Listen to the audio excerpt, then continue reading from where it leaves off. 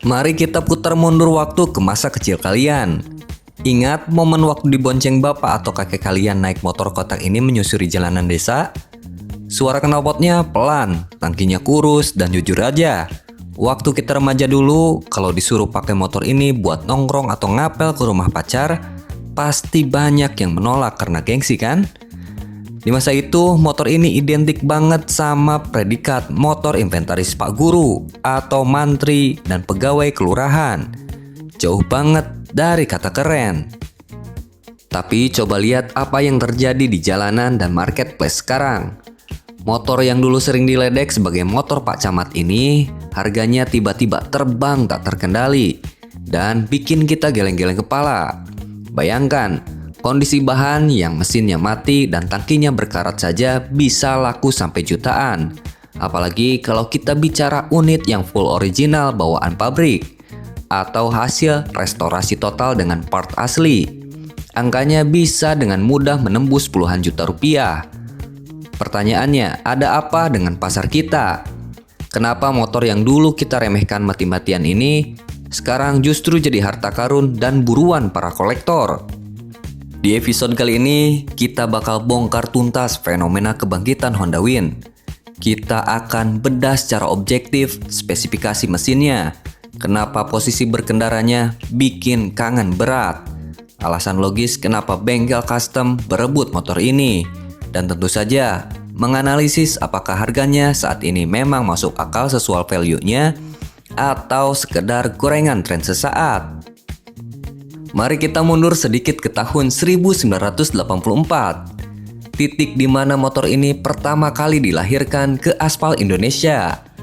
Di era itu, selera pasar otomotif roda 2 kita lagi keras-kerasnya. Jalanan didominasi sama motor sport 2 tak yang suaranya melengking tajam seperti RX King, atau motor laki 4 tak yang berotot besar kayak keluarga Honda GL Series dan Binter Mercy. Nah, di tengah lautan motor-motor maco yang adu lari itu, Honda Win masuk dengan bodi yang cungkring, mesin terlentang yang dimensinya identik dengan motor bebek, dan desain serba kotak dari ujung lampu sampai ke buntut. Jika melihat spesifikasi dan desain di atas kertas pada zaman itu, di mata anak muda motor ini jelas kelihatan salah tempat, culun, dan kurang menggugah selera. Tapi faktanya, Honda waktu itu memang sama sekali tidak berniat membuat motor ini untuk gaya-gayaan. Ekspektasi awal pabrikan sangat terukur dan brilian. Mereka mau menciptakan kasta motor pekerja sejati. Sebuah motor utilitas ringan yang sanggup disiksa harian di aspal hancur maupun tanah pedesaan. Konsumsi bensinnya yang luar biasa irit dan gampang banget dirawat bahkan oleh mekanik pemula sekalipun. Karena ketangguhan fungsional inilah, pemerintah di era Orde Baru langsung memborong ribuan unit motor ini untuk dijadikan kendaraan dinas andalan di berbagai instansi. Kekuatan utama yang bikin orang sekarang kembali jatuh cinta ada di rasa pakainya, yang sangat khas. Honda Win dibekali mesin 4 tak OHC 9cc terlentang, yang garis keturunannya masih satu darah dengan keluarga Astrea Grand atau Supra X lawas. Kalau bicara top speed atau akselerasi, memang nggak seberapa. Motor ini pelan, tapi kalau soal kebandelan dan durabilitas, ini salah satu mahakarya Honda. Rasio dibuat pendek-pendek di gigi 1 dan 2, sehingga torsinya ngisi banget buat nanjak meski bawa beban berat. Kelebihan lainnya ada di segitiga ergonomi berkendara. Posisi stangnya yang pas dipadukan dengan kombinasi lingkar roda 18 inch di depan dan 17 inch di belakang membuat postur tubuh kita tegak natural. Ditambah bobot kosongnya yang cuma sekitar 79 kg dan suspensi teleskopik depan yang ternyata empuk luar biasa karena travelnya cukup panjang. Buat kalian yang dulu pas remaja nggak kesampaian beli motor ini, sekarang di usia yang mulai butuh balsem pasti sadar. Kenyamanan harian tanpa bikin pinggang pegal seperti ini justru makin susah dicari di motor sport modern. Tapi kami harus sampaikan secara objektif, motor ini jauh dari kata sempurna. Pengereman yang full masih trombol depan belakang dengan dimensi yang kecil. Rasanya sudah sangat kewalahan dan kurang meyakinkan untuk membelah lalu lintas modern yang serba cepat. Jarak pengeremannya cukup lumayan panjang. Belum lagi pada Honda Wind generasi awal, sistem kelistrikannya masih mengandalkan 6 volt dan pengapian platina. Menurut keluhan yang ramai di komunitas, ini bikin lampu depannya sangat redup di malam hari dan klaksonnya bersuara lirih. Sehingga banyak owner sekarang yang wajib upgrade ke sistem 12 volt dan CDI agar lebih layak pakai. Lalu apa kelemahan terbesarnya di masa lalu? Ya citranya itu. Desain utilitas yang terlampau kaku ini bikin remaja tahun 90-an merasa lebih mendingan jalan kaki atau naik angkot daripada harus ketahuan nongkrong naik motor ini. Namun anehnya justru kesederhanaan dan kelemahan di masa lalu itulah yang bikin Honda Wind kini sangat diagungkan sama tim modifikasi dan bengkel custom.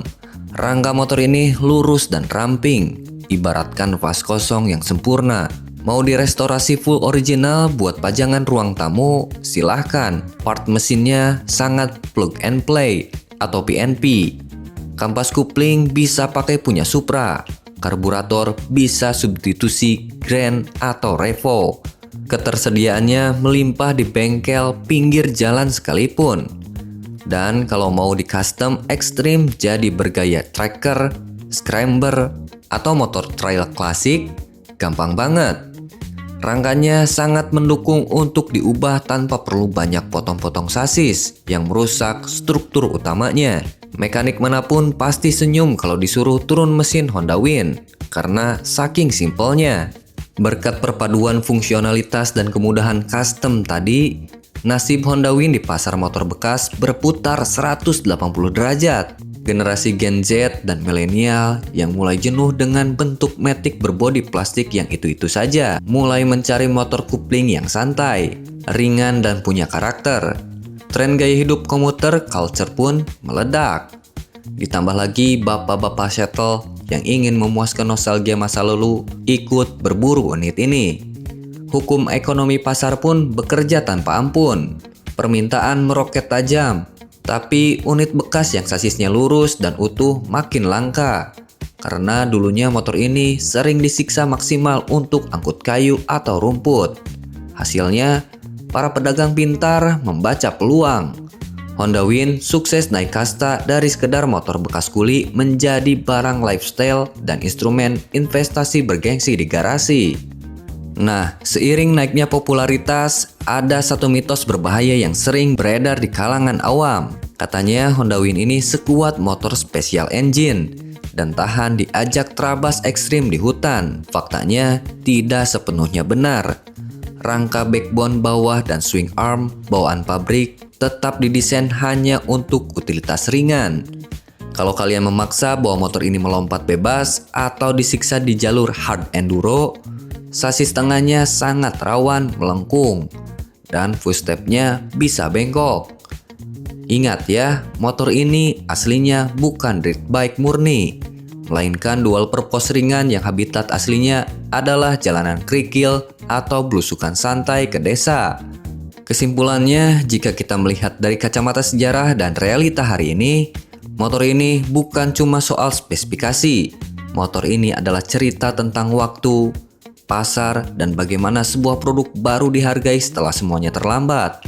Honda Wind membuktikan sebuah teori berharga dalam dunia otomotif, bahwa kenyamanan paripurna, desain fungsional yang jujur, dan daya tahan mesin yang reliable pada akhirnya akan selalu menang melawan gerusan zaman. Ia bukan sekedar korban hype, ia adalah legenda sejati dan berhasil bangkit dari status underdog. Nah, sekarang giliran saya yang ingin mendengar cerita dari kalian.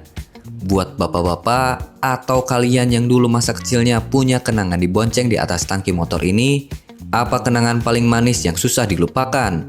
Dan buat teman-teman yang sekarang lagi proses ngebangun motor ini, curhat dong part original apa yang sekarang harganya paling gak masuk akal dan bikin dompet menangis. Coba tumpahkan semua unek-unek dan memori kalian di kolom komentar. Jangan lupa subscribe, like jika kalian setuju, Dan tonton juga bedah tajam motor legenda kita lainnya di layar. Salam Motologi!